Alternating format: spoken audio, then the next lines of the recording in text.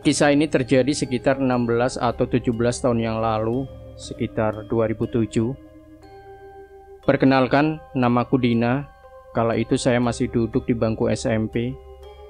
Dan pagi itu tidak ada tanda-tanda apapun yang akan mengubah hari saya. Seperti biasa, saya menghadiri kelas dan menjalani pelajaran pertama dengan lancar.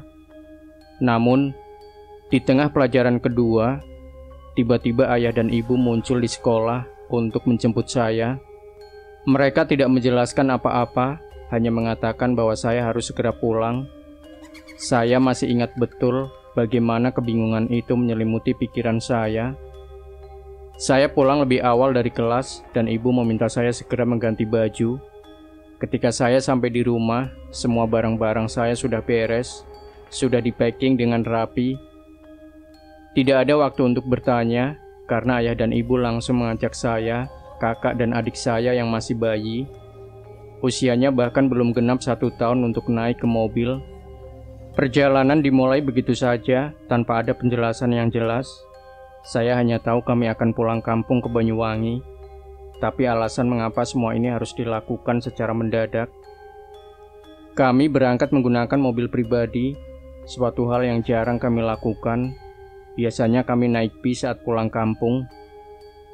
Dalam perjalanan ini, suasananya terasa aneh. Ayah tampak lebih pendiam dari biasanya. Sedangkan ibu beberapa kali terlihat melamun. Adik saya yang masih bayi sering menangis. Dan kakak saya sibuk mencoba menenangkan suasana. Sementara itu, saya yang duduk di kursi tengah tidak bisa menghilangkan rasa penasaran mengapa perjalanan ini terasa begitu mendadak. Awalnya perjalanan berjalan mulus, saya mencoba menikmati perjalanan panjang ini dengan melihat pemandangan di luar jendela mobil. Namun, karena lelah saya akhirnya tertidur. Di saat itulah mimpi itu datang. Dalam mimpi tersebut, saya melihat kami sekeluarga berhenti di sebuah rumah makan. Tempatnya sangat familiar, karena rumah makan itu adalah tempat yang sering kami singgahi saat perjalanan pulang kampung. Namun, sesuatu yang tidak biasa terjadi dalam mimpi itu. Adik saya tiba-tiba menghilang. Panik, kami semua mencari ke sana kemari, ke seluruh sudut rumah makan itu. Saya ingat betul bagaimana perasaan cemas itu menyeruak. Kami terus mencari, sampai akhirnya seorang ibu-ibu muncul entah dari mana. Wanita itu mengenakan dress panjang bergaya kuno, seperti pakaian dari tahun 40-an atau 50-an. Rambutnya disanggul dan ia terlihat anggun. Namun ada sesuatu yang ganjil dalam penampilannya. Ia menyerahkan adik saya kepada kami, tanpa mengatakan sepatah kata pun. Sorot matanya dingin dan gerakannya kaku. Saya mencoba menanyakan siapa dia, tetapi ia tetap diam. Saat saya hendak mendekatinya, tiba-tiba mimpi itu terputus. Saya terbangun di dalam mobil, masih merasakan debaran jantung yang belum mereda. Awalnya saya berpikir itu hanya mimpi biasa, mungkin karena saya terlalu lelah. Namun, keanehan mulai muncul ketika kami benar-benar berhenti di sebuah rumah makan untuk beristirahat. Tempat itu persis sama dengan yang saya lihat dalam mimpi. Bangunan, tata letak, bahkan suasananya, rasanya seperti deja vu. Meski demikian, kali ini tidak ada kejadian aneh seperti di dalam mimpi. Adik saya tetap berada di dekat ibu, dan kami tidak mengalami kehilangan apa-apa. Setelah beristirahat, kami melanjutkan perjalanan. Namun, sesuatu yang tak terduga terjadi lagi. Saat mobil perlahan meninggalkan parkiran rumah makan itu, mata saya menangkap sosok yang berdiri di tepi jalan. Saya tersentak, itu adalah wanita dari mimpi saya, mengenakan dress yang sama, berdiri diam di pinggir jalan, memandangi mobil kami yang melintas. Saya sempat ingin menceritakan hal ini kepada ibu, tetapi entah kenapa saya menahan diri, mungkin karena saya takut dianggap aneh, atau mungkin saya sendiri masih tidak yakin dengan apa yang baru saja saya lihat. Saya hanya diam, mencoba meyakinkan diri bahwa ini hanyalah kebetulan belaka. Setelah beristirahat dan meninggalkan rumah makan yang mengingatkan saya pada mimpi aneh sebelumnya, Perjalanan kami berlanjut. Waktu sudah menunjukkan malam hari ketika mobil kami mulai memasuki wilayah Alas Roban. Bagi banyak orang, jalur ini sudah terkenal sebagai salah satu jalan yang menyeramkan, terutama jika dilalui pada malam hari. Di siang hari, Alas Roban masih cukup ramai dengan lalu lalang kendaraan. Namun malam itu berbeda. Jalur terlihat sangat sepi, apalagi waktu itu bukan mudik lebaran. Tidak ada kendaraan lain yang melintas, kecuali beberapa bis besar sesekali lewat. Ibu sempat menyarankan agar kami berhenti sejenak untuk istirahat, menunggu hingga pagi sebelum melanjutkan perjalanan. Lebih aman kalau kita lanjutin nanti subuh saja, katanya. Namun ayah bersikeras melanjutkan perjalanan. Menurutnya, kami harus sampai di Banyuwangi pagi-pagi agar urusan keluarga bisa segera selesai. Meski ragu, ibu akhirnya mengalah. Kami pun terus melaju ke dalam kegelapan Alas Roban. Ketika suasana semakin sunyi, mobil kami tiba-tiba terguncang. Ayah menghentikan mobil di tepi jalan. "Ban kita bocor," kata ayah sambil keluar memeriksa. Kami semua ikut turun, berdiri di pinggir jalan yang diapit oleh hutan lebat di kedua sisi. Udara terasa dingin menusuk, dan suasana begitu sunyi, hingga rasanya suara desiran angin pun terdengar sangat jelas. Tidak jauh dari tempat kami berhenti, tampak sebuah cahaya redup seperti lampu dari sebuah gubuk kecil di tengah hutan. Gubuk itu terlihat samar-samar, jaraknya sekitar 2 atau 300 meter dari tempat kami berada. "Kayaknya itu ada warung, Pak," kata ibu sambil menunjuk ke arah cahaya. Ayah awalnya berniat mendekati tempat itu untuk meminta bantuan, tetapi ibu segera mencegahnya. "Jangan, Pak, rasanya tidak enak. Ini tengah malam di tengah hutan. Mana mungkin ada warung di tempat seperti ini." Ayah akhirnya memutuskan untuk mengganti ban sendiri. Sementara itu, saya, ibu, kakak, dan adik menunggu di sisi jalan yang berseberangan dengan mobil. Kami berdiri di tepi jalan, memunggungi hutan lebat yang menjulang gelap di belakang kami. Rasa tidak nyaman mulai menyelimuti saya. Hutan itu terasa seperti mengawasi. Seolah ada sesuatu di dalam sana yang memperhatikan setiap gerakan kami. Ketika saya memandang ke dalam kegelapan hutan, samar-samar saya melihat sesuatu. Ada nyala api kecil, seperti api unggun. "Bu, kayaknya ada yang camping deh di dalam hutan," bisik saya kepada ibu, tetapi ibu langsung menegur saya. "Sebaiknya kamu jangan lihat ke sana." Namun, rasa penasaran saya terlalu besar. Saya kembali menatap ke arah nyala api itu. Awalnya hanya satu titik api, tetapi lama-kelamaan semakin banyak. Satu nyala api berubah menjadi 2, kemudian 3, dan terus bertambah. Api-api itu seolah bergerak mendekati kami. Saya menatapnya dengan semakin bingung, hingga akhirnya saya sadar bahwa itu bukan sekadar nyala api biasa. Nyala api itu ternyata berasal dari kepala-kepala manusia yang terbakar. Mereka mendekat perlahan, semakin jelas wujudnya. Sosok-sosok itu tidak memakai pakaian apapun. Tubuh mereka terlihat gelap dan hangus, seperti arang yang baru saja terbakar. Api menyala di kepala mereka, tetapi mereka berjalan tanpa suara. Hanya terdengar desisan api yang menyala. Rasa takut melumpuhkan saya. Tubuh saya gemetar, napas saya tercekat. Saya berusaha berteriak, tetapi suara saya tidak keluar. Air mata mengalir deras, dan tubuh saya akhirnya limbung. Saya jatuh lemas ke tanah, hampir tidak sadarkan diri. Dalam kondisi itu, pandangan saya menjadi kabur, tetapi saya melihat sesuatu yang tidak kalah aneh. Sosok ibu-ibu dari mimpi saya muncul di hadapan saya. Dia mengenakan dress kuno yang sama. Rambutnya tersanggul rapi, wajahnya terlihat cantik, namun dingin. Dia berdiri di sana menatap saya tanpa berkata apa-apa. Sorot matanya terasa dalam, seperti sedang berusaha menyampaikan sesuatu. Suasana di sekeliling saya terasa hening, tidak ada suara. Bahkan desisan api yang tadi terdengar pun lenyap. Saya tidak tahu berapa lama saya berada di dalam kondisi itu. Saat saya perlahan kembali sadar, saya mendengar suara ibu memanggil-manggil saya. Dengan panik, Ketika saya membuka mata, saya mendapati wajah ibu yang cemas. Ayah dan kakak sudah membantu memasukkan saya kembali ke dalam mobil. Ibu terus memeluk saya erat-erat sambil berdoa, mencoba menenangkan saya yang masih ketakutan. Tubuh saya lemas dan kepala saya terasa berat. Ayah berusaha fokus menyetir, tetapi wajahnya tampak tegang. Kakak duduk diam di samping saya, mencoba menenangkan adik yang tiba-tiba rewel tanpa sebab. Tangisan adik semakin kencang. Setelah merasakan sesuatu yang tidak kami pahami, mobil melaju perlahan di tengah kegelapan alas roban. Jalanan semakin sunyi, tidak ada kendaraan lain yang melintas. Namun, tiba-tiba mobil kembali bermasalah.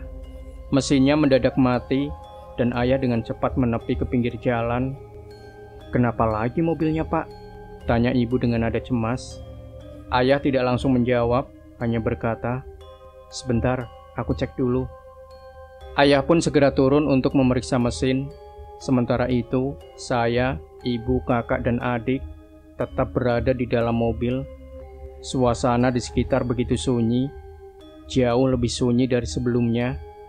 Tidak ada suara angin, jangkrik, atau bahkan gemerisik dedaunan.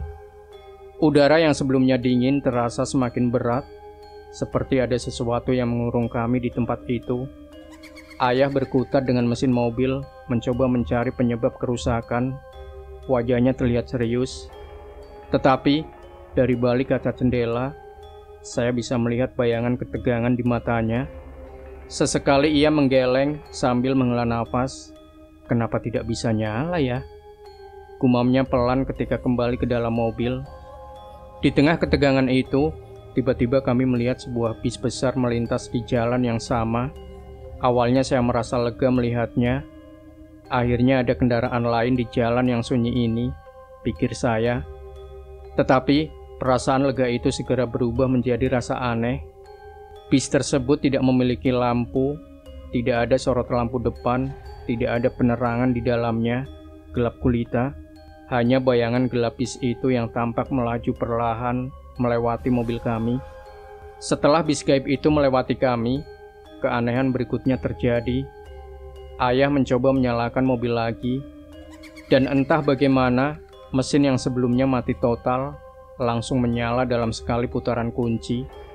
Akhirnya mobilnya bisa nyala. Seru ayah dengan nada terkejut. Kami semua terdiam sejenak, tetapi akhirnya bersyukur mobil bisa kembali berjalan. Ayah segera melajukan mobil, mencoba meninggalkan tempat itu secepat mungkin. Namun perjalanan setelah itu terasa semakin aneh.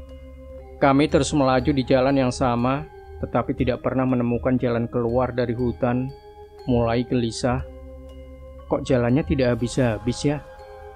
gumamnya. Ibu menatap keluar jendela, matanya penuh kecemasan. "Pak, kok kayaknya kita muter-muter di tempat yang sama?" tanyanya. Saya juga merasa ada yang tidak beres. Jalan yang kami lalui terlihat seperti itu saja. Pohon-pohon di tepi jalan tampak serupa oleh kami, hanya berputar di tempat yang sama. Padahal, dalam perjalanan sebelumnya, saat pulang kampung melewati alas roban, tidak pernah memakan waktu lebih dari 1 jam. Tetapi malam itu, waktu terasa melambat. 3 jam berlalu, tetapi kami masih berada di tengah hutan. "Pak, kayaknya kita sudah lewat sini deh. Aku inget banget pohon itu," kata ibu menunjuk pohon besar di tepi jalan. Ayah mulai terlihat frustasi. Ia menepikan mobil, berhenti untuk menarik nafas dan berpikir, "Kenapa kita tidak keluar-keluar dari sini ya?" katanya sambil mengusap wajahnya. Setelah 3 jam terjebak di tengah hutan, tanpa menemukan jalan keluar, kami mulai merasa putus asa. Ayah masih mencoba fokus menyetir, meski wajahnya terlihat lelah dan tegang. Ibu terus memanjatkan doa. Sementara saya berusaha menenangkan diri, meski pikiran saya dipenuhi bayangan aneh dari kejadian sebelumnya. Tiba-tiba di tengah perjalanan yang terasa seperti tanpa ujung, kami melihat sesuatu di kejauhan. Sebuah bangunan kecil dengan lampu yang redup terlihat di sisi jalan dari jarak itu. Terlihat jelas bahwa tempat itu adalah bengkel. karena ada beberapa ban dan peralatan yang tampak berserakan di depan bangunan. Ayah langsung melambatkan mobil. "Itu bengkel, Bu. Kita coba berhenti di sana," katanya dengan nada penuh harap. Ketika kami mendekat, bengkel itu terlihat lebih jelas. Lampunya remang-remang menerangi area yang kecil. Ada rak besi berkarat dengan beberapa barang seperti oli bekas dan ban. Di depan bengkelnya terdapat kursi plastik tua yang tampaknya sudah lama tak digunakan. Meski begitu, dari luar bengkel itu tampak seperti sedang buka. "Akhirnya ada tempat buat nanya," kata ayah sambil memarkir mobil di dekat bengkel. Ayah turun lebih dulu, sementara kami semua tetap di dalam mobil. Ia melangkah perlahan ke arah bengkel memanggil, "Permisi, apa ada orang?" Namun tidak ada jawaban. Ibu yang sudah merasa tidak nyaman sejak awal perjalanan menahan nafas. "Pak, hati-hati ya," katanya dari dalam mobil. Ayah mencoba masuk lebih jauh ke dalam area bengkel. Ia mengetuk dinding kayu bangunan itu, memanggil lagi, "Permisi, apa ada orang?" Tapi tetap tidak ada yang muncul. Dari tempat saya duduk, saya memperhatikan bahwa bengkel itu terlihat aneh. Meski lampunya menyala, suasananya terasa kosong, tidak ada tanda-tanda kehidupan. Bahkan udara di sekitar bengkel terasa berbeda, hening dan dingin, seperti saat mobil kami pertama kali mogok. Saya memberanikan diri keluar dari mobil mengikuti ayah. Ketika saya mendekati bengkel, perasaan ganjil semakin kuat. Tidak ada suara, bahkan langkah kaki kami terasa yang ditelan keheningan.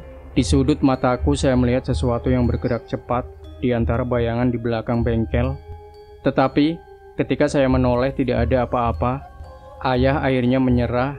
Ia kembali ke mobil sambil bergumam, "Tidak ada orang, Bu. Tapi aneh, lampunya nyala." Ibu mengangguk, wajahnya tampak lebih khawatir. "Sudah, Pak. Sebaiknya kita pergi aja. Tidak usah lama-lama di sini." Namun, sebelum kami meninggalkan tempat itu, saya sempat melihat sesuatu di salah satu sudut bengkel. Sebuah bayangan tinggi yang tidak jelas wujudnya, berdiri diam di sana, menatap ke arah kami.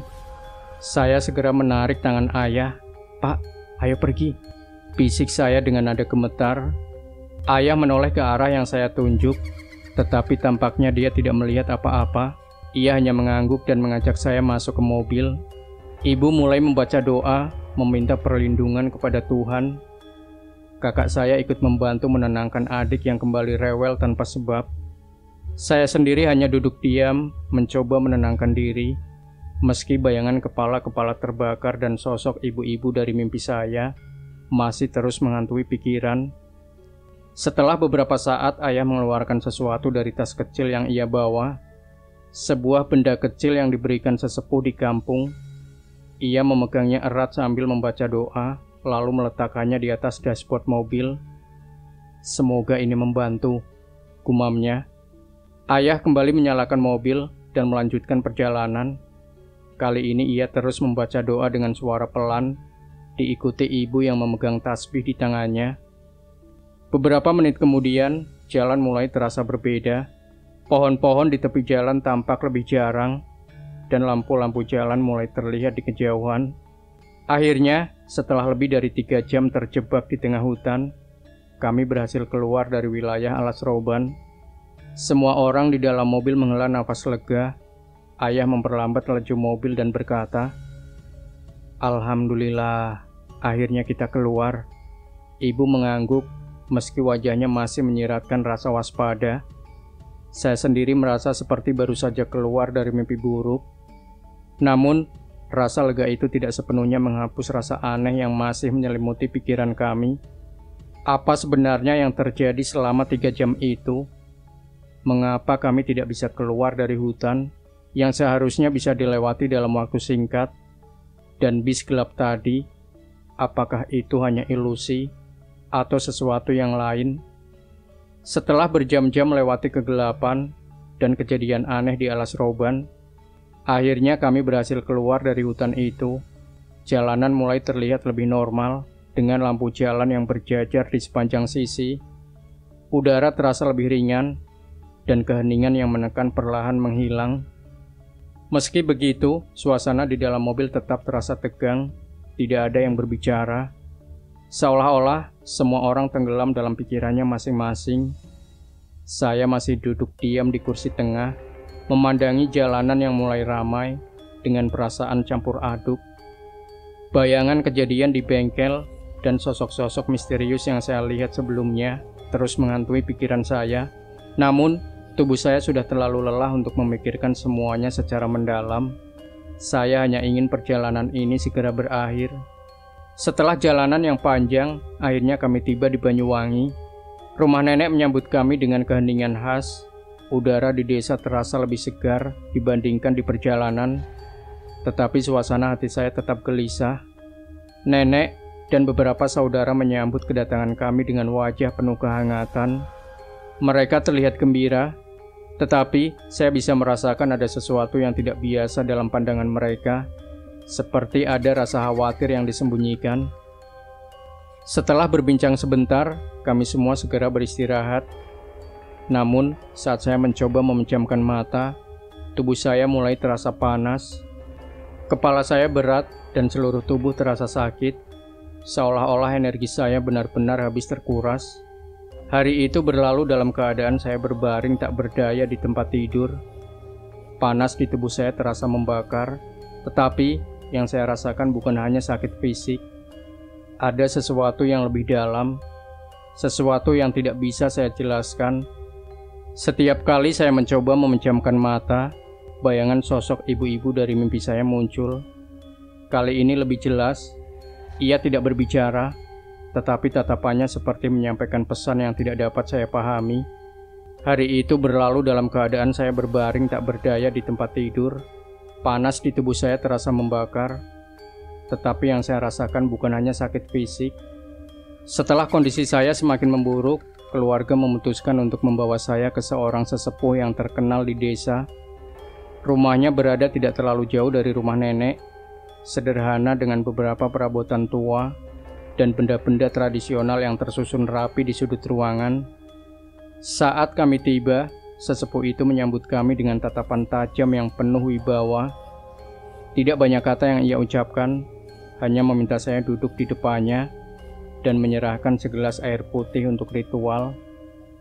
Ia mulai membaca doa panjang sambil menaruh tangan di atas kepala saya. Suaranya pelan namun tegas, seperti memecah keheningan yang mencekam di ruangan itu. Setelah selesai, ia menyuruh saya meminum air yang sudah didoakan tersebut. Rasanya biasa saja, tetapi saat air itu mengalir ke tenggorokan saya, tubuh saya tiba-tiba merasa lebih ringan. Rasa panas yang membakar tubuh saya sejak kemarin perlahan menghilang. Setelah itu, ibu pun mulai bercerita. Iya pak, dia cerita tentang itu. Sosok-sosok dengan kepala terbakar di alas roban. Karena saat itu, saya memang belum bercerita kepada ibu tentang sesosok ibu-ibu yang saya lihat di mimpi dan di alas roban. Sesepuh itu menghela nafas panjang, lalu menjelaskan bahwa makhluk-makhluk itu bukan sekadar penampakan biasa. Mereka ingin mengganggu. Biasanya mereka mencari energi, dan yang mereka incar adalah anak ini. Ia melanjutkan dengan mengatakan bahwa tubuh saya yang masih muda dan lemah lebih mudah dipengaruhi oleh makhluk-makhluk seperti itu. Namun, setelah itu saya tidak mengerti dengan yang dibicarakan sesepuh itu kepada orang tuaku. Yang saya tahu, ia hanya meminta keluarga untuk berhati-hati dan memberikan doa-doa khusus, serta benda kecil, sebuah kain dengan tulisan aksara Jawa untuk kami bawa selama perjalanan kembali ke Jakarta nanti. Setelah selesai, kami kembali ke rumah nenek. Tubuh saya sudah terasa lebih baik, meski masih sedikit lemas. Ibu membantu saya berbaring di salah satu kamar, sementara yang lain sibuk menyiapkan makan malam. Saya mencoba tidur, tetapi rasa penasaran mulai menghantui pikiran saya, terutama tentang apa yang sesepuh itu katakan. Ketika pagi tiba, saya merasa jauh lebih segar. Setelah sarapan, saya berjalan-jalan kecil di dalam rumah nenek. Di salah satu sudut ruang tamu, saya melihat sebuah bufet tua dengan kaca besar di depannya. Bufet itu dipenuhi berbagai pajangan keluarga. Saya mendekat memperhatikan satu persatu foto yang tersusun di sana. Namun, Ada satu foto yang menarik perhatian saya. Foto itu tidak dibingkai, hanya ditempelkan pada salah satu sisi kaca bufet. Foto itu memperlihatkan seorang wanita dengan wajah cantik, mengenakan kebaya tradisional dan sanggul rapi. Pandangan matanya terasa sangat familiar. Saya menatap foto itu lama, mencoba mengingat di mana saya pernah melihatnya. Tiba-tiba jantung saya berdegup kencang. Itu adalah sosok yang sama dengan ibu-ibu dari mimpi saya. Wanita yang saya lihat di perjalanan di Alas Roban. Saya langsung memanggil ibu. "Bu, ini siapa?" Sambil menunjuk ke foto tersebut. Ibu mendekat, lalu memperhatikan foto itu. "Oh, itu foto buyutmu," katanya sambil tersenyum. "Dia ibu dari nenek." Saya tercekat. Jadi, sosok yang muncul dalam mimpi dan di perjalanan itu adalah buyut saya. Setelah melihat foto di bufet rumah nenek pagi itu, pikiran saya terus bergelut dengan berbagai pertanyaan yang tak kunjung menemukan jawaban. Foto buyut itu terlalu serupa dengan sosok ibu-ibu yang saya lihat dalam mimpi dan sepanjang perjalanan di Alas Roban. Malam itu, saat suasana rumah mulai tenang dan hanya terdengar suara jangkrik dari luar, saya memutuskan untuk menceritakan semuanya kepada ibu. Ibu sedang duduk di ruang tamu, menggendong adik yang sudah terlelap. Wajahnya tampak lelah, tetapi ia tetap tersenyum hangat ketika saya menghampirinya. Saya duduk di sampingnya, mencoba menyusun keberanian untuk menceritakan apa yang mengganggu pikiran saya. "Bu, aku mau cerita," kata saya dengan suara pelan. Ibu menoleh, ekspresinya lembut, namun penuh perhatian. "Kamu mau cerita apa?" tanyanya sambil mengusap kepala saya. Saya mengatur nafas, mencoba menyusun kata-kata. "Bu, waktu perjalanan kemarin, aku tidak cuma lihat sosok-sosok yang kepala terbakar itu. Ada yang lain, seorang ibu-ibu," kata saya sambil menunduk. Wajah ibu sedikit berubah, tetapi ia tetap tenang menunggu saya melanjutkan. Saya mulai menceritakan semuanya tentang mimpi aneh yang saya alami di mobil, tentang sosok ibu-ibu yang muncul dengan dress kuno dan menyerahkan adik saya di mimpi itu. Saya juga menceritakan bagaimana sosok itu muncul lagi saat mobil kami keluar dari rumah makan, berdiri di tepi jalan dengan tatapan kosong yang membuat saya merinding. Saya menjelaskan bahwa sosok itu muncul lagi ketika saya hampir tidak sadarkan diri saat melihat kepala terbakar di Alas Roban. Ketika saya sampai pada bagian tentang foto di bufet, saya menggenggam tangan ibu lebih erat. "Bu, aku lihat foto di bufet tadi pagi. Ibu bilang itu foto buyut. Tapi Bu, orang di foto itu sama persis kayak ibu-ibu yang aku lihat." Suara saya mulai bergetar. Dia yang muncul di mimpi dan di jalan. Wajah ibu berubah. Ia tampak terkejut, tetapi tidak mengatakan apa-apa. Untuk beberapa saat, akhirnya ia menarik nafas dalam dan berkata, "Mungkin memang buyutmu memang hadir. Kalau memang itu beliau, pasti untuk melindungi kita. Apa kamu tahu, tadi Pak Sesepuh bilang, kita hampir dibawa oleh makhluk itu. Mungkin buyutlah yang menjaga kita supaya selamat." Mendengar penjelasan itu, merasa sedikit lega, tetapi juga bingung mengapa buyut memilih untuk menampakkan diri kepada saya dan kenapa beliau muncul dengan cara yang begitu nyata di tempat yang begitu menyeramkan. Ibu mencoba menenangkan saya, meski ia sendiri tampaknya tidak memiliki semua jawabannya.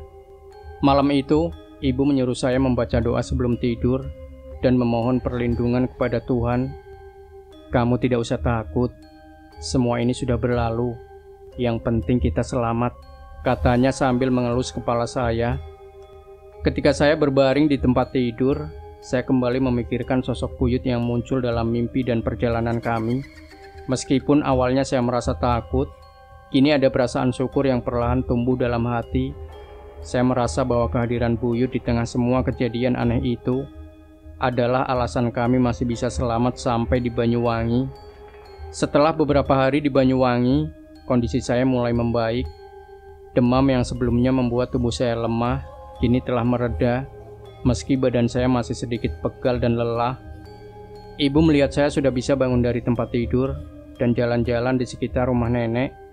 Namun, meskipun kondisi saya sudah jauh lebih baik, rasa cemas tentang perjalanan pulang tetap membayangi kami semua. Pada hari keberangkatan, kami bersiap sejak pagi. Barang-barang sudah dikemas dengan rapi, dan ayah memastikan mobil dalam kondisi prima untuk perjalanan panjang kembali ke Jakarta. Namun, sebelum berangkat, nenek menyarankan agar kami membawa air doa dari sesepuh yang sebelumnya kami kunjungi, biar perjalanan kalian lebih aman, kata nenek. Ayah setuju, dan sebelum berangkat kami mengambil air doa itu untuk dibawa di dalam mobil. Saat kami meninggalkan rumah nenek, suasana di dalam mobil terasa lebih tenang. Adik saya terlihat ceria tidak seperti saat perjalanan ke Banyuwangi. Kakak saya duduk di samping ayah di kursi depan, sementara saya duduk di belakang bersama ibu dan adik. Namun, meskipun suasana tampak tenang, lebih santai, saya tidak bisa sepenuhnya menghilangkan rasa was-was, terutama saat membayangkan kembali melewati Alas Roban. Waktu berlalu, dan kami ada di Alas Roban menjelang malam. Ayah sempat menyarankan agar kami berhenti di suatu tempat untuk istirahat. Tetapi ibu berkata, "Insya Allah aman, Pak. Kita bawa doa dari sesepuh, dan kita baca doa terus." Ayah mengangguk meski wajahnya menunjukkan sedikit keraguan. Saat memasuki wilayah Alas Roban, suasana kembali berubah. Udara terasa lebih dingin dan jalanan semakin sepi. Tidak banyak kendaraan lain yang melintas, hanya beberapa truk besar yang nampak dari kejauhan. Di dalam mobil, ibu mulai membaca doa secara pelan, diikuti oleh ayah yang terlihat lebih fokus mengemudi. Saya sendiri mencoba tetap tenang, meski rasa takut perlahan kembali muncul. Tidak lama setelah kami masuk ke hutan, sesuatu yang aneh terjadi. Mobil tiba-tiba terasa melambat. Meskipun ayah tidak mengurangi kecepatannya. "Kenapa mobilnya jadi berat ya?" tanya ayah sambil melirik ke dashboard. "Ini jalannya datar, tapi rasanya kayak nanjak." Ibu tidak langsung menjawab, ia hanya menggenggam tangan saya lebih erat sambil terus membaca doa. Saya mencoba melihat keluar jendela, tetapi gelapnya hutan membuat pandangan saya terbatas. Namun dari sudut mata saya merasa ada sesuatu yang bergerak di antara pepohonan. Saya tidak berani memastikan, hanya doa sambil memejamkan mata. Ketegangan semakin terasa saat mobil kami mendekati tikungan tajam. Dari kejauhan terlihat sebuah cahaya redup, seperti lampu kendaraan yang bergerak pelan. Ayah memperlambat laju mobil, berpikir itu mungkin kendaraan lain yang datang dari arah berlawanan. Namun, saat kami mendekat, cahaya itu hanya diam di tempat, memancarkan kilau samar yang aneh. Ketika mobil kami mendekati sumber cahaya, ternyata itu bukan kendaraan, melainkan sebuah gubuk kecil yang sebelumnya tidak terlihat. Gubuk itu sama sekali tidak ada saat perjalanan kami ke Banyuwangi. Di depan gubuk itu, tampak seseorang berdiri diam mengenakan pakaian serba hitam. Sosok itu tidak bergerak, hanya berdiri menatap ke arah mobil kami yang melintas perlahan. Ibu segera memalingkan wajah saya agar tidak melihat lebih lama. "Sebaiknya jangan lihat ke sana," katanya dengan nada tegas. Saya menurut, tetapi jantung saya berdegup kencang. Ayah mempercepat laju mobil setelah melewati gubuk itu, dan tidak ada yang berbicara selama beberapa menit. Ketika akhirnya kami keluar dari wilayah Alas Roban, suasana di dalam mobil berubah. Semua orang tampak lebih tenang, meskipun bayangan pengalaman tadi masih membekas. Ayah menarik napas lega dan berkata, "Alhamdulillah, kita keluar." Ibu mengangguk sambil tersenyum kecil. Meskipun saya tahu di dalam hatinya, ia masih merasa was-was. Perjalanan setelah itu berlangsung lebih lancar tanpa gangguan berarti. Kami sampai di Jakarta pada dini hari dengan tubuh lelah, tetapi penuh rasa syukur karena telah melewati perjalanan yang panjang dan penuh misteri ini. Ketika kami akhirnya tiba di Jakarta pada dini hari, semua orang di dalam mobil terlihat sangat lelah. Ayah memarkir mobil di depan rumah, mematikan mesin, lalu duduk diam sejenak untuk menghela napas panjang. "Alhamdulillah, kita sampai," katanya dengan nada penuh rasa syukur. Ibu pun mengangguk pelan sambil menggoyang-goyangkan badan adik saya yang masih tertidur lelap di pelukannya. Kami semua turun dari mobil, membawa barang-barang masuk ke dalam rumah dengan langkah-langkah berat. Tidak ada yang berbicara banyak, hanya fokus menurunkan koper dan tas. Namun, suasana rumah yang akrab memberikan rasa nyaman setelah perjalanan panjang yang penuh tekanan. Setelah semua barang masuk, ibu langsung mengarahkan kami untuk beristirahat. "Sebaiknya nanti saja dibereskan lagi.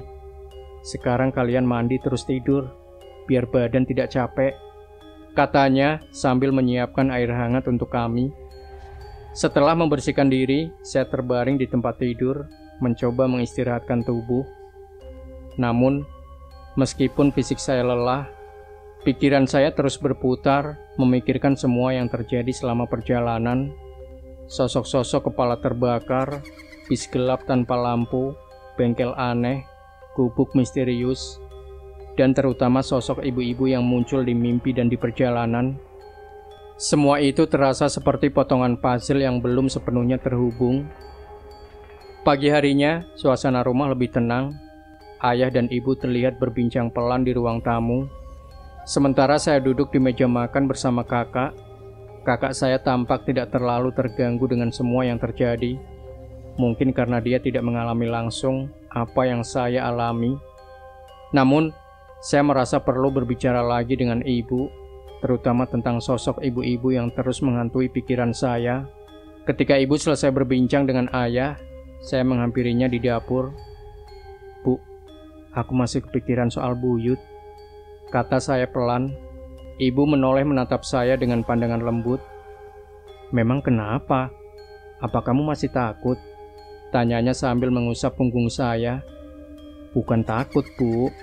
Cuma masih bingung," jawab saya jujur. Kenapa beliau muncul di perjalanan kita? Kenapa aku yang lihat? Dan apa yang sebenarnya terjadi waktu di Alas Roban? Ibu tersenyum kecil, lalu mengajak saya duduk di meja dapur. "Mungkin ini semua memang cara Allah melindungi kita," katanya pelan. "Mungkin Buyut muncul karena ada sesuatu yang tidak bisa kita lihat. Kita tidak tahu apa yang sebenarnya terjadi, tapi yang penting kita selamat." Saya merenungkan kata-kata ibu, meskipun jawabannya sederhana. Saya merasa ada kebenaran di dalamnya. "Tapi Bu, kenapa aku yang selalu lihat?" tanyaku lagi. Ibu terdiam sejenak, lalu menjawab, "Mungkin karena kamu lebih peka. Kamu lebih sensitif dibanding yang lain." Penjelasan ibu sedikit menenangkan hati saya. Meskipun saya tahu tidak semua pertanyaan saya bisa dijawab.